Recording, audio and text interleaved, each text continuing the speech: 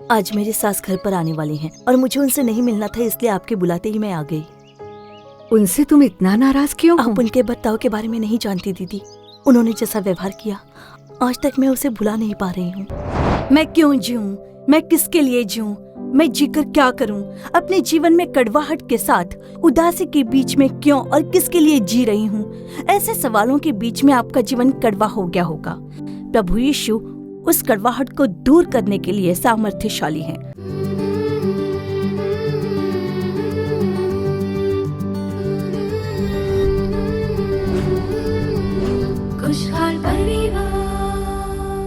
प्रियजनों, प्रभु यीशु मसीह के नाम में हमारा प्रेम भरा अभिवादन। फिर से इस खुशहाल परिवार कार्यक्रम के द्वारा आपसे मिलकर हमें बहुत खुशी हो रही है।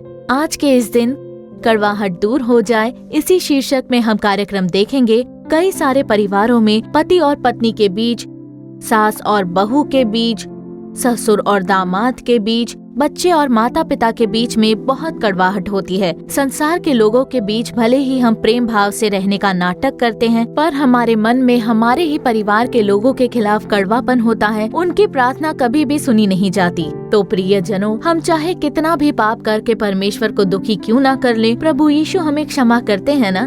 प्रभु यीशु मसीह के पद चिन्हों पर चलकर कड़वेपन को छोड़कर हम प्रेम भाव से रहेंगे। आज हम सब मिलकर इसीलिए प्रार्थना करने जा रहे हैं। पर अब सबसे पहले हम देखेंगे ज्योति बहन कार्यक्रम। खुशहाल परिवार।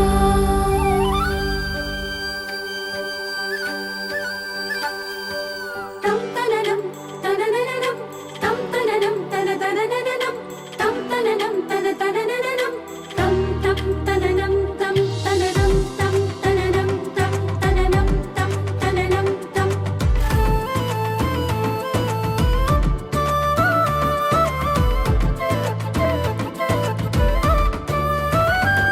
वो भोर को है जगती, प्रभु की करे वो स्तुति। वो भोर को है जगती, प्रभु की करे वो स्तुति। कड़ी मेहनत से घर को सजाने वाली गुणवान है औरत वो, गुणवान है। ज्योति बहन, इसलिए पहले मैंने अपने आप को बदल दिया। और उसके बाद तुमने मुझे बदल दिया।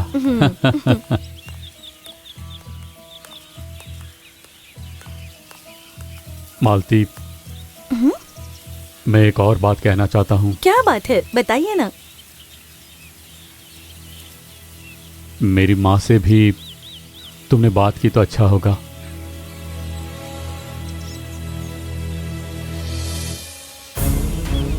मालती, मालती, मालती,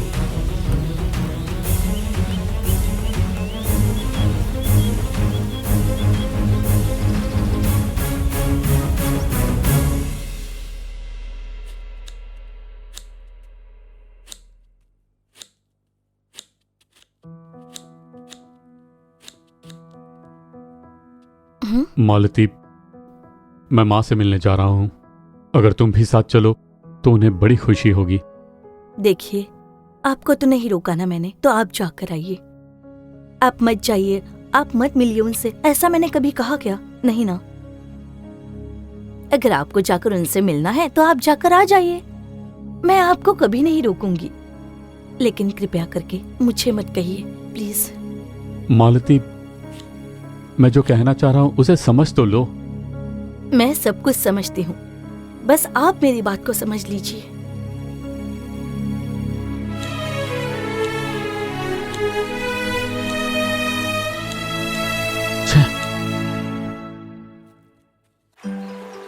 तुम्हारा कामकाज कैसा चल रहा है? अच्छा चल रहा है दीदी। शुरुआत में तो थोड़ी तकलीफ हो रही थी, लेकिन अब सब ठीक है। हाँ, तुम दोनों को ही भले ही अपनी पढ़ाई के अनुसार नौकरी ना मिली हो, पर जो काम मिला है उससे खुशी से कर रहे हो ना, तो देखना जरूर परमेश्वर तुम्हें ऊंचा उठाएंगे। दीदी, एक और कंपनी में नौकरी के लिए रिज्यूमे दिया है।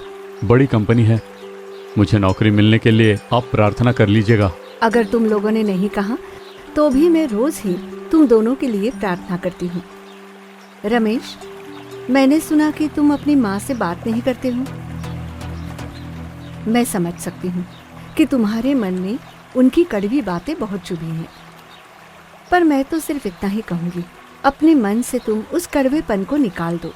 कड़वापन ऐसा स्वभाव है जो प्रभु को पसंद नहीं है। परमेश्वर तुम्हें आशीष देना चाहते हैं, उसके लिए कड़वेपन को रुकावट नहीं बनना चाहिए। कड़वापन निकाल दो, ठीक है ना? अपने मन को प्रेम से भर दो। ये मैं तुम दोनों से ही कह रही हूँ।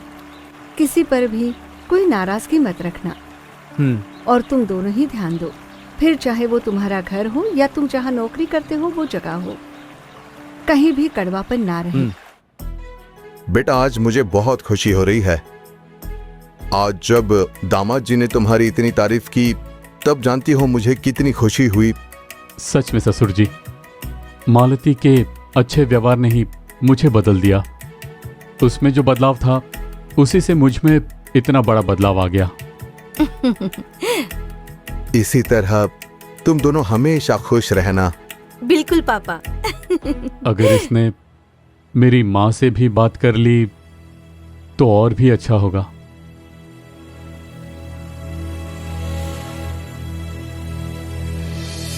मालती,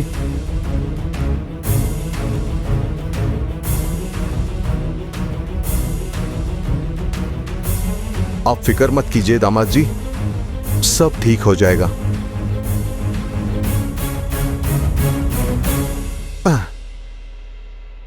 क्या हुआ बेटी, इतनी नाराज क्यों हो गई?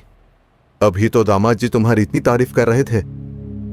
उन्होंने खुद कहा कि तुम्हारे बदलाव ने ही उन्हें इतना बदल दिया है, और तुम हो कि पुरानी बात लेकर बैठी हो। पापा, मैंने सभी बातों में अपने आप को बदल दिया, पर सिर्फ इस बात के लिए आप लोग जबरदस्ती मत कीजिए। आप तो जानते हैं ना, मैंने खुद जाकर उनसे माफी मांगी थी, तभी भी उन्होंने मुझे माफ नहीं किया। मेरी एक नहीं सुनी। मेरा कितना अपमान किया था उन्होंने, उसे मैं भला कैसे भूलूं? लेकिन बेटी। नहीं पापा, प्लीज, अब आज के बाद उनके बारे में कभी भी बात मत करना।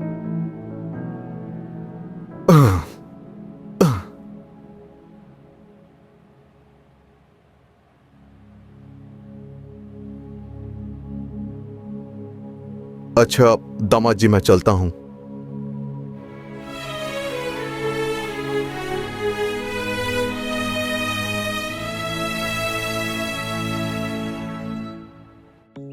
मुझे तो बहुत खुशी हुई थी कि बच्चों की जिंदगी संवर गई है।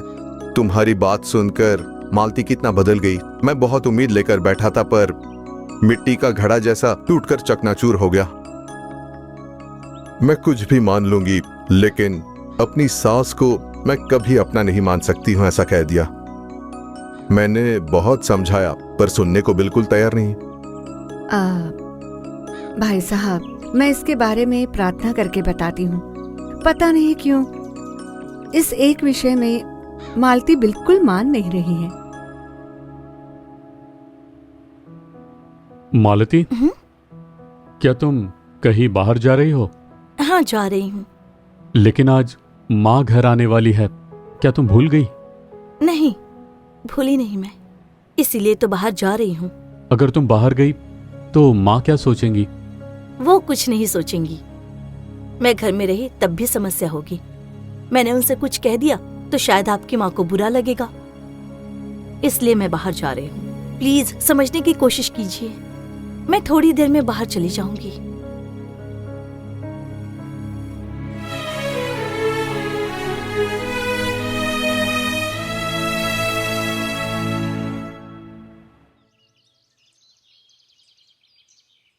दीदी, मेरी सास घर पर आने वाली हैं। उनसे मुझे नहीं मिलना था, इसलिए आपके बुलाने पर मैं यहाँ आ गई। तुम उनसे इतना नाराज क्यों हो? उन्होंने बहुत बुरा बर्ताव किया था। मुझे जो भला बुरा कहा उन्होंने, उसे मैं आज तक नहीं भूल पाई हूँ। मालती, ये जो कड़वापन का स्वभाव है ना, वो प्रभु को पसंद नहीं है। इफिसियों 4:31 में जानती हो बाइबल क्या कहती है? सब प्रकार के कड़वाहट और प्रकोप और क्रोध और कलह और निंदा सब बैरभाव समेत तुमसे दूर की जाए। ये कड़वाहट एक बैरभाव है, और प्रभु के लोगों में तो उसे होना ही नहीं चाहिए। नीति वचन 10:12 में बैर से तो सारे झगड़े उत्पन्न होते हैं, परंतु प्रेम से सब अपराध ढक जाते हैं, ऐसा परमेश्वर कहते हैं। कड़वाहट और बैर भाव झगड़े उत्पन्न करते हैं। मालती, परमेश्वर तुमसे प्रेम की अपेक्षा करते हैं। अगर कड़वाहट रही तो स्वर्ग में प्रवेश नहीं मिल पाएगा, जानती हो ना? हमने जो पाप किए हैं उसे सोचकर क्या प्रभु के मन में हमारे लिए कड़वाहट है? सब कुछ माफ करके हमसे तो उन्होंने प्रेम ही किया है। दीदी, वो सब तो ठीक है। कई बार मेरे भी मन में आया कि मैं उन्हें माफ कर दूं, पर पता नहीं मैं नहीं कर पाई ये। मालती, मैं तुमसे एक बात पूछती हूँ। अगर तुम्हारी माँ ने तुम्हारा दिल तोड़ने जैसी बात की और वो बात सुनकर तुम नाराज हो गई, पर फिर तुम अपनी माँ से बात करोगी या नहीं? बिना बात किए तो नहीं रहोगी ना, बताओ? मैं तो बात करूंगी। तो आज कई सारे लोग अपनी सास को किसी गैर के रूप में ही देखते हैं, इसीलिए तो कड़वाहट और गुस्सा आता है। पर अपनी सास को अपनी माँ समझो। हाँ मालती, तुम अपनी सास को माँ की तरह देखो। उन्होंने जो कहा उसे भूल जाओ, माफ कर दो, उनसे प्रेम करना शुरू कर दो। परमेश्वर भी यही चाहते हैं, रंजीत भी तो यही चाहते हैं। किस सोच में पड़ गई हो? दीदी, आप जो कह रही हो वो सब तो ठीक है, लेकिन मेरा दिल ये मानने के लिए तैयार नहीं है कि मैं सास को माँ का स्थान दूं। वैसे एक मन के लिए ही तो परमेश्वर से प्रार्थना करनी होगी। हम अपने बल से नहीं कर पाएंगे, पर परमेश्वर से होगा। उनसे मदद मांगकर तो देखो, निश्चय वो तुम्हारी मदद करेंगे। ठीक है दीदी, मैं जरूर कोशिश करूंगी। खुशहाल परिवार। तो प्रियजनों, दोस्तों के बीच में और सास बहू के बीच में जो कड़वापन है उसे बदलने ज्योति दीदी ने जो सलाह दी उसे सुना ना। हमें भी हमारे परिवार में, हमारे दोस्तों के बीच जो कड़वापन है उसे छोड़कर प्रभु के प्रेम को दर्शाएंगे। और अब आपके परिवार में जो कड़वापन है वो दूर होकर प्रभु का आशीष भरने बहन अनीता भानु परमेश्वर का संदेश देकर प्रार्थना करने वाली है। प्रार्थना के साथ संदेश सुनिए और परमेश्वर का आशीष प्राप्त कर लीजिए।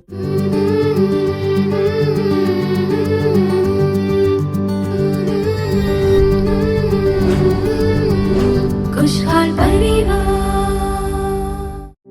प्यारे प्रभु के लोगों, प्रभु यीशु मसीह के नाम में फिर से आपका इस खुशहाल परिवार कार्यक्रम में स्वागत करके हमें बहुत खुशी हो रही है। आज हमारे इस कार्यक्रम का शीर्षक क्या है? कड़वाहट दूर हो जाए। उसी पर आधारित हमने कार्यक्रम देखा, तो देखिए ये कड़वाहट दूर होनी चाहिए। इस शीर्षक पर हम लोग आज ध्यान करके फिर प्रार्थना करने वाले हैं। बाइबल में इफिसियों अध्याय 4 और वचन 31 में देखिए क्या लिखा हुआ है।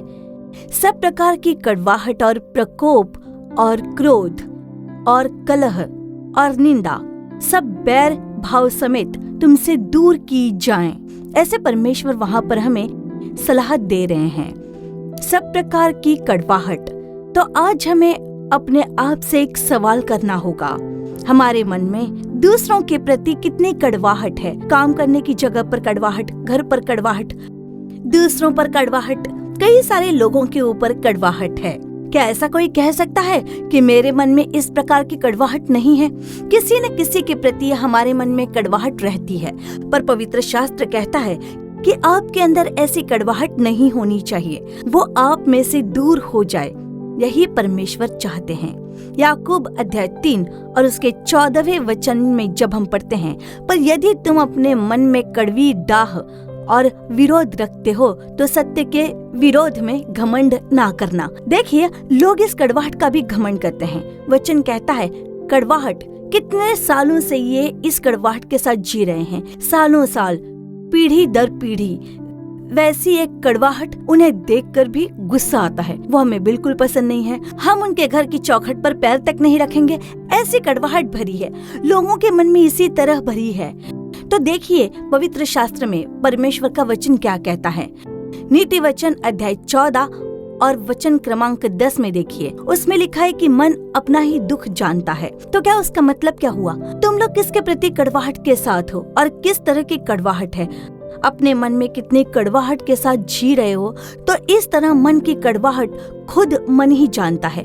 हम नहीं जानते हैं कि वो कैसी कड़वाहट है, ऐसा हम बिल्कुल नहीं कह सकते हैं। परमेश्वर का वचन साफ साफ कहता है, मन का दुख मन ही जानता है। तो ये कड़वाहट के बारे में है। अगर हम पवित्र शास्त्र में प्रेरितों के काम अध्याय 8 की ओर देखें तो वहाँ वचन 9 में ये लिखा हुआ है। वहाँ पर शमौन नाम का एक व्यक्ति, देखिए उसने क्या कहा। वो सामरिया में गया और अपने जादू के द्वारा वहाँ के लोगों को बहुत ही आश्चर्यचकित कर देता था।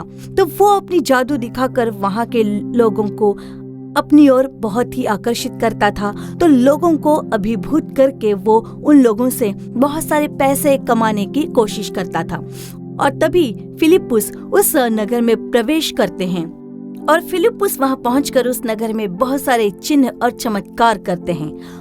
और जो शमौन लोगों को आश्चर्यचकित कर रहा था, उस शमौन को फिलिप्पुस ने आश्चर्यचकित कर दिया। ऐसे प्रेरित के काम 8वें अध्याय 13वें वचन में साफ साफ लिखा है। तो देखिए, लोगों को आश्चर्यचकित करने वाला और फिलिप्पुस जाकर उस आश्चर्यचकित करने वाले को आश्चर्यचकित कर देते हैं। इस तरह प्रभु का सामर्थ्य सामरिया शहर में प्रकट हुआ था। मेरे प्यारे प्रभु के लोगों, इस वचन को, इस उपदेश को सुनने वाले प्यारे प्रभु के लोगों, देखिए फिर शमौन वहाँ पर क्या करते हैं। ये किस अधिकार और किस सामर्थ्य के द्वारा ऐसे कर पाए? तो मैं पैसे खर्च करके उसे पाना चाहता हूँ, वो अधिकार और उस सामर्थ्य को मैं पाना चाहता हूँ, ऐसा वो वहाँ के प्रभु के दास से पूछता है। पतरस से वो पूछता है।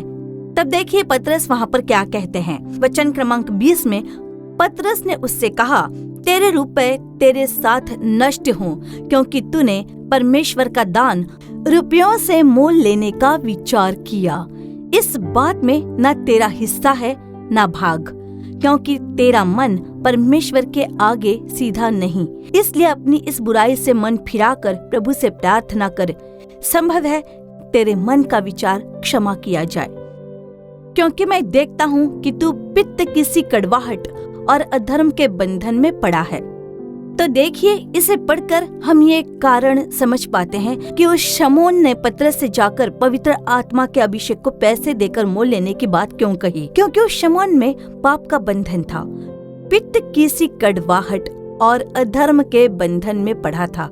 इसलिए तो परमेश्वर का सामर्थ वो जान नहीं पाया, उसे समझ नहीं पाया। पैसों को देकर वो खरीद सकता है ऐसा सोचकर उसने कोशिश भी की। तो देखिए प्रियजनों, परमेश्वर का वचन हमें यही साफ साफ कहता है कि मन की कड़वाहट मन खुद जानता है। देखिए इसके बारे में परमेश्वर के वचन में लिखा हुआ है। तो देखिए, यही कड़वाहट का पेय परमेश्वर ने क्रूस पर ले लिया। देखिए, जब प्रभु यीशु क्रूस उठाकर जा रहे थे, यूहन्ना रचित सुसमाचार अध्याय क्रमांक 19 और वचन क्रमांक 29, मत्ती अध्याय 27 और वचन 34 को जब हम पढ़ते हैं तो वहाँ लिखा हुआ है कि वहाँ पर उन्हें सिरका दिया गया था हमारी कड़वाहट को बदलने के लिए। हो सकता है आप इस संसार में कड़वाहट से भरे हो। मैं क्यों जी रहा हूँ, मैं किसके लिए जी रहा हूँ, मैं जीकर क्या करूँ, अपने जीवन में टूट गए होंगे। आपके मन में सवाल हो सकते हैं कि मैं क्यों जीऊं, किसके लिए जीऊं। ऐसे कड़वे सवालों के बीच में आप जीवन जी रहे होंगे, या फिर किसी के प्रति आपके मन में कड़वापन होगा। दूसरों के प्रति कड़वाहट रखकर आप सोच रहे होंगे कि मैं दूसरों से प्रेम नहीं कर पा रहा हूँ, मैं उन्हें अपना नहीं बना पा रहा हूँ। ऐसी कड़वाहट के कारण आप दुविधा में पड़ गए होंगे। प्रभु यीशु मसीह उस कड़वाहट को बदलने के लिए सामर्थ्यशाली हैं। वही आपको सलाह दे रहे हैं, आपके मन में वैसी एक कड़वाहट कभी भी न उठ सके, ऐसे आप अपने आप की रक्षा कीजिए, ऐसा परमेश्वर कह रहे हैं। आज कितने सारे लोग इस कड़वाहट को उठाकर चल रहे हैं। इतनी कड़वाहट के साथ आप कहाँ जा रहे हो? प्रभु यीशु मसीह ने हमारे लिए उस कड़वाहट को कलवरी के क्रूस पर उठा लिया था। उनके द्वारा आज हमें छुटकारा मिला है। हमारे मन में एक निश्चय है, क्या हम उसे बदल नहीं पा रहे हैं, भुला नहीं पा रहे हैं? तो प्रभु के पास आइए। उन्होंने हमारे लिए इस कड़वाहट को उठा लिया। उसे बदलने के लिए ही, हमारे मन में कड़वाहट को बदलने के लिए ही प्रभु यीशु ने इस कड़वाहट से भरे पेय को ग्रहण किया, ऐसा पवित्र शास्त्र में लिखा हुआ है। तो मेरे प्रियजनों, हमारे लिए एक छुटकारा है, हम में एक निश्चय है, एक भरोसा है हमारे लिए, वही है प्रभु यीशु। आज उस निश्चय के साथ, उस भरोसे के साथ, उस छुटकारे के साथ, उस कड़वेपन को आपके मन से निकाल देने के लिए प्रभु यीशु सामर्थ्यशाली हैं। आइए प्रभु यीशु मसीह का चेहरा देखें। वो उस क्रूस पर लटके हुए हैं। उस प्रभु यीशु के चेहरे को देखकर कहिए, प्रभु यीशु मेरे लिए इस कड़वाहट को बदलने के लिए, मेरे जीवन की इस कड़वाहट को बदलने के लिए, मैं जो इस जीवन के उलझन में फंसा हुआ हूँ, इस कड़वे जीवन को, इस मारा के जीवन को मीठा बनाने के लिए कलवरी के क्रूस पर आपने इस कड़वाहट से भरे सिरके को ग्रहण किया है प्रभु यीशु। उसके द्वारा आपने मुझे एक बेहतरीन जीवन प्रदान किया है परमेश्वर। इसीलिए तो आप उस क्रूस पर लटक गए, इसीलिए तो उन्होंने इतनी पीड़ा को सहा, हमें छुटकारा देने, हमारे जीवन के कड़वाहट को दूर करने के लिए।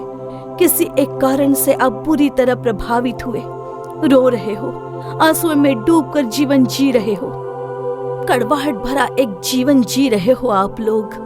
आज वही कड़वाहट बदलने के लिए प्रभु यीशु आपसे बात कर रहे हैं। प्रभु यीशु उस कड़वाहट को बदलने के लिए सामर्थ्यशाली परमेश्वर है। आमीन, हालेलुया। परमेश्वर, इन बच्चों की ओर देखिए प्रभु, अपने जीवन में बहुत कड़वाहट के साथ हैं, दूसरे लोगों के प्रति कड़वाहट के साथ हैं। हम इस कड़वाहट को भुला नहीं पा रहे हैं, बदल नहीं पा रहे हैं। उन्होंने मेरे खिलाफ जो अन्याय किया है, मुझ पर जो जाति की है, उसे मैं भुला नहीं पा रहा हूँ। अपने मन में कड़वाहट के साथ कितने सारे लोग जी रहे हैं, विरोध की भावना के साथ कितने लोग जी रहे हैं, और ऊपर से उसका घमंड भी है उन्हें। आपने क्रूस पर इस कड़वाहट को उठा लिया है प्रभु। उसी के द्वारा आपने इन बच्चों के लिए एक छुटकारे को रखा है प्रभु। आप ही इसे बदल पाओगे परमेश्वर। अपने बच्चों को एक छुटकारा दीजिए प्रभु, अपने लोगों को एक छुटकारा दीजिए प्रभु, आपके बच्चों को एक छुटकारा दीजिए प्रभु। उसके लिए ही तो आप क्रूस पर लटक गए थे प्रभु। हे दयापूर्ण प्रभु, ये बच्चे किसके पास जाकर अपना छुटकारा प्राप्त करेंगे? हे प्रभु, ये लोग आपको ढूंढ कर आए हैं, एक विश्वास के साथ आपके चेहरे को देख रहे हैं प्रभु। आपने ही इन्हें जीवन प्रदान किया है परमेश्वर, ताकि आपके बच्चों की जीवन से कड़वाहट दूर हो जाए। इसके लिए आपको वो सिरका पीना पड़ा। आप भी इन्हें बदलने के लिए सामर्थ्यशाली हैं प्रभु। इन लोगों के जीवन में बदलाव लेकर आइए। आपके हाथों में अर्पण करते हैं प्रभु। परमेश्वर, आपने जिम्मेदारी उठाई है, उसके लिए धन्यवाद। इस प्रार्थना को सुना है, इसके लिए आपका धन्यवाद। यीशु के नाम में प्रार्थना करते हैं अच्छे पिता। आमीन, आमीन, आमीन। खुशहाल परिवार। प्रियजनों, हमारी आशा है कि आज का ये कार्यक्रम आपके लिए आशीष रहा होगा। आपने जो आशीष और भलाई पाई है उसे हमें जरूर बताइएगा। आपकी जो कोई प्रार्थना विनती है उसे ईमेल के जरिए और चिट्ठियों के जरिए हमें बताइए। आपके लिए प्रार्थना करने और सलाह देने के लिए भाई मोहन सी नाजरस और प्रभु के दूसरे दास तैयार हैं। हमारे Jesus redeem social media platform के दूसरे कार्यक्रमों से जुड़ना बिल्कुल भी भूलिए मत। आप प्रार्थना करें कार्यक्रम जरूर देखिए। फिर अगले कार्यक्रम में आपसे दोबारा मुलाकात होगी। तब तक प्रभु की कृपा आपके संग बनी रहे। For further details and prayer support, contact Jesus Redeems Ministries, Nallumavadi, Tuticorin District, 628211. Our phone number 04435454545. Email info@jesusredeems.org. Our website www.jesusredeems.com.